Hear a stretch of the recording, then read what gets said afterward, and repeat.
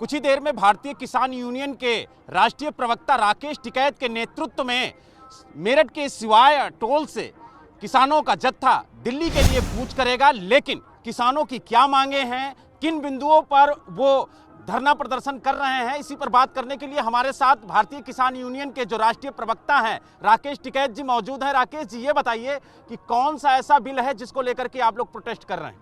देखो, बिल में संशोधन की जरूरत है और जब बिल बना, अगर किसानों को भी ये बढ़ाते तो इनको फिर हम बताते कि इसमें ये संशोधन कर लो। ये तो बिल कागजों पे बना है और दिल्ली की चमकीली कोठियों में बैठ के बना है। ये ग्राउंड रिपोर्ट इस बिल में नहीं है। ये उद्योगपतियों के द्वारा बनाया हुआ बिल है, उनको फायदा इससे जाएगा। सबसे बड़ा सवाल है कि जो एमएसपी है, एमएसपी को लीगल कानून के दायरे में लाओ। ये तो भारत सरकार का ही वो है ना कि उन्होंने एक रिपोर्ट तय करी कि इससे कम पे अगर फसल बिकेगी तो किसान को नुकसान होगा। तो भाई नुकसान होगा तो आप इसकी भरपाई कैसे करोगे? भरपाई ये है कि आप एक कानून बना दो कि एमएसपी से नीचे पे कोई खरीद नहीं होगी। अगर कोई खरीदता हुआ व्यापारी पकड़ा जाएगा, उस पर सजा जुर्माना दोनों होगा, तो हम अपने आप खरीदवा लेंगे व्यापारी से। लेकिन सरकार का तो कहना है कि हम एमएसपी से छेड़छाड़ कर ही नहीं रहे, एमएसपी तो कहीं छेड़ ही नहीं जा रहे। व्यापारी ने लूट लिया तो सपोर्ट है नहीं, प्रोटेक्शन कैसे मिलेगा किसान को? भाई किसान को कह दिया, उसे व्यापारी को कह दो कि आप लूटो, हम कुछ नहीं कहने के। किसान की क्या सपोर्ट है इसमें? लेकिन जो किसान है वो ये कह रहे हैं कि 3 बिल केंद्रीय सरकार लेकर के आई है वो किसान विरोधी है। वो कौन से 3 बिल हैं जिनको विरोध कर रहे हैं? यही तो विरोध में है, यही तो बता दिया ना। कॉन्ट्रैक्ट फार्मिंग का है कि ये होल्डिंग करेंगे। बड़े बड़े व्यापारी एग्री बिजनेस में आ गए, वे पैसा लगाकर माल को होल्ड करेंगे। अगर ये एमएसपी से नीचे पे खरीद नहीं होगी तो वो एमएसपी का तो दाम देंगे। अब वो सस्ते में खरीद रहे हैं और फिर महंगे में बेचेंगे।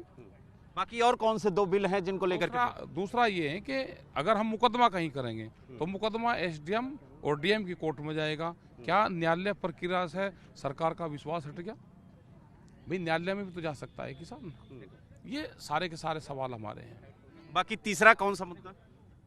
कॉन्ट्रैक्ट वाला हो गया, तीसरा ये हो गया जो मुकदमे वाला हो गया, एमएसपी वाला हो गया। ये सारे इशू ही तो हैं ये।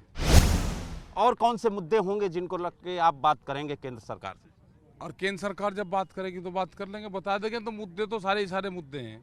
नहीं, उनका तो साफ तौर से कहना है कि हमारी तरफ से तो रास्ता खुला हुआ है। उन्होंने 3 तारीख का ऐलान भी किया कि आके बात करें। 3 तारीख किसी पंडित ने मुहूर्त बता रखा है 3 तारीख। भाई देश तो आज जलने लग रहा, किसान आज सड़कों पर पड़ा और वे 3 तारीख की बात कर रहे हैं। 3 तारीख की इसलिए बात कर रहे हैं कि प्रधानमंत्री जी बाहर जा रहे हैं।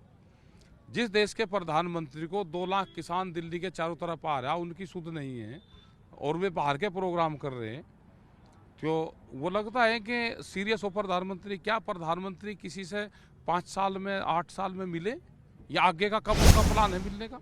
सरकार का कहना है कि ये राजनीति से प्रेरित है आंदोलन, क्योंकि किसानों को पता ही नहीं है कि केंद्र सरकार कौन से 3 बिल लेकर के आई है, वो किसान के हित में है या नहीं है, क्योंकि सिर्फ राजनीतिक षड्यंत्र के तहत ये आंदोलन कराया जा रहा है। और वो किसानों को पता है तो कौन से बिल है? अगर किसानों को नहीं पता, किसानों को इतने पढ़े लिखे बना देते कि वो उनकी भाषा समझ लेते। क्या भारत सरकार ने जो बिल लाए हैं वे उनकी किसानों की भाषाओं में उनको वितरित किए हैं? भाई यहाँ पे 20 तरह की भाषाएं हैं देश में, क्या उनकी भाषाओं में किसानों तक वो बिल पहुंचाने का उन्होंने काम करा? तो फेलियर तो सरकार है पूर्ण रूप से। किसानों को भी उन्हीं स्कूल में पढ़ा देते जिसमें वे लोग पढ़े, जहाँ पे बिल बने। बिल बना इंग्लिश में, तो बोलने वाला तमिल है या हिंदी भाषी, तो बिल का तो किसी को भी नहीं पता। इनको भी नहीं पता बिल तो क्या है। जब इनके द्वारा कागज ही नहीं वे, इन्हें भी उसी स्कूल में पढ़ा देते ना जिसमें वे पढ़े, तो बिल का पता चल जाता। लेकिन राकेश जी को तो पता है वो 3 बिल कौन से हैं। उन तीनों बिल को बताइए कौन कौन से हैं। हम तो विरोध जब ही तो कर रहे हैं। भाई बिलों में बहुत संशोधन की जरूरत है बिलों में, और पूरा किसान ये कह रहा है कि वापसी लो। इसमें बैठ के बातचीत जब तक नहीं होगी, जो उसमें त्रुटियां हैं वो खत्म नहीं होगी। हमने तो एक ही कॉमन कोज हमारा है कि आप 1967 को आधार वर्ष मान के हमारे फसलों के रेट तय कर दो। इन्हें बिल को भी एक तरफ करो। 1967 में ये था कि भारत सरकार ने पहली बार लेवी लगा के खरीद करी। 76 रुपये क्विंटल गेहूं का भाव रखा, और चीजों के भी भाव न रखे। 1 क्विंटल गेहूं बेच के अब 2500 भट्टे की अव्वल ईंट खरीद सकते थे। ठीक है, 1 क्विंटल हम गेहूं बेच के उसमें करीब करीब 15 या 20 बोरी हम सीमेंट खरीद सकते थे। हम डीजल का रेट उस टाइम पे 75-45 पैसे था, खरीद सकते थे। मास्टर जो था उसकी सैलरी 70 रुपया थी। आप आधार वर्ष मान लो, केंद्र बिंदु कर लो एक, और उस पर आप ले आओ, बैठ तो लो। ये बैठते नहीं, हमारे साथ में चीटिंग कर रखी है। किसान है, अनपढ़, गांव में रहता है, उसे तो लगा दिया खेती में, अकेले को तो खेत में दे दे, हमको दे दे अनाज। और ये आपको कोठी में बैठ कर उसके भाग्य का फैसला करने लगे, ये नहीं चलेगा। यानी राकेश टिकैत सरकार से बातचीत करने के पक्ष में हैं। हम तो बातचीत तो करने के पक्ष में है। बात तो होती है, जब लड़ाई भिड़ाई होती है तो समझौते जब ही तो होते हैं।